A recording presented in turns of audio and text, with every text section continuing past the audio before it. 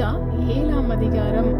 ஐயோ, உஷ்ண காலத்து கனிகளை சேர்த்து திராட்சை பழங்களை அறுத்த பின்பு வருகிறவனை போல் இருக்கிறேன். பொசிக்கிறதற்கு ஒரு திராட்சை குலையும் என் ஆத்துமா இச்சித்த முதல் அறுப்பின் கனியும் இல்லை.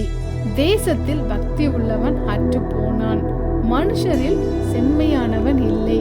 அவர்கள் எல்லாரும் இரத்தம் சிந்த பதிவிருக்கிறார்கள். அவனவன் தன் தன் சகோதரனை வலையிலே பிடிக்க வேட்டையாடுகிறான். பொல்லாப்பு செய்ய அவர்கள் 2 கைகளும் நன்றாய் கூடும்.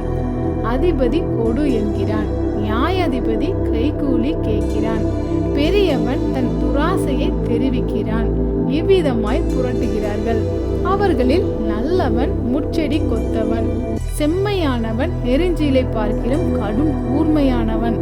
உன் காவற்காரர் அறிவித்த உன் தண்டனையின் நாள் வருகிறது. இப்பொழுதே அவர்களுக்கு கலக்கம் உண்டு. சிநேகிதனை விசுவாசிக்க வேண்டாம், வழிகாட்டியை நம்ப வேண்டாம். உன் மடியிலே படுத்து கொள்ளுகிறவளுக்கு முன்பாக உன் வாயை திறவாமல் எச்சரிக்கையாயிரு.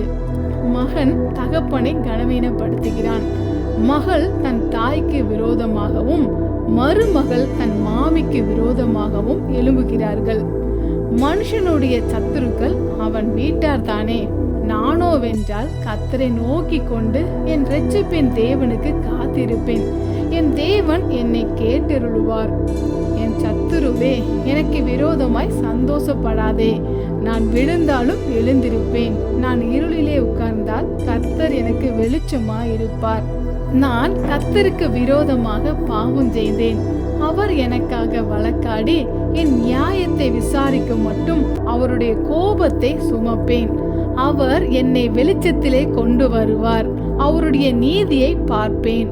உன் தேவனாகிய கர்த்தர் எங்கே என்று என்னோடே சொல்லுகிற என் சத்துருவானவள் அதை பார்க்கும் போது வெட்கம் அவளை மூடும்.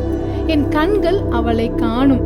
இனி வீதிகளின் சேற்றை போல மிதிக்கப்படுவாள்.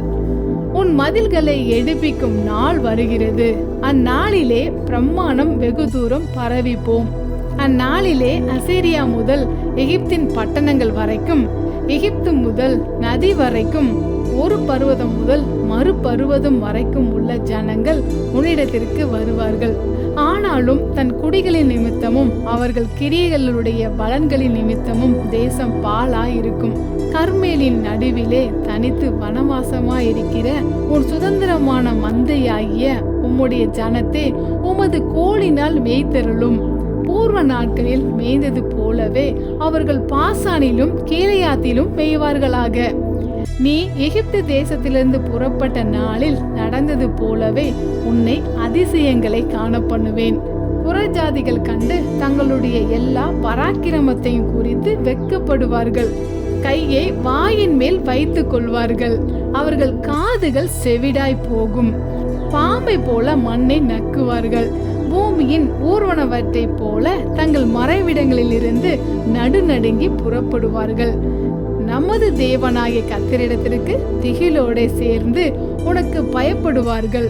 தமது சுதந்திரத்தில் மீதியானவர்களுடைய அக்கிரமத்தை பொறுத்து மீறுதலை மன்னிக்கிற தேவருக்கு ஒப்பான தேவன் யார்? அவர் கிருபை செய்ய விரும்புகிறபடியால் அவர் என்றென்றைக்கும் கோபம் வையார். அவர் திரும்ப நம்மேல் இறங்குவார். நம்முடைய அக்கிரமங்களை அடக்கி நம்முடைய பாவங்களை எல்லாம் சமுத்திரத்தின் ஆழங்களில் போட்டு விடுவார். தேவரீர் பூர்வ நாட்கள் முதல் எங்கள் பிதாக்களுக்கு ஆணையிட்ட சத்தியத்தை யாக்கோபுக்கும் கிருபையை ஆபிரகாமுக்கும் கட்டளையிடுவீராக.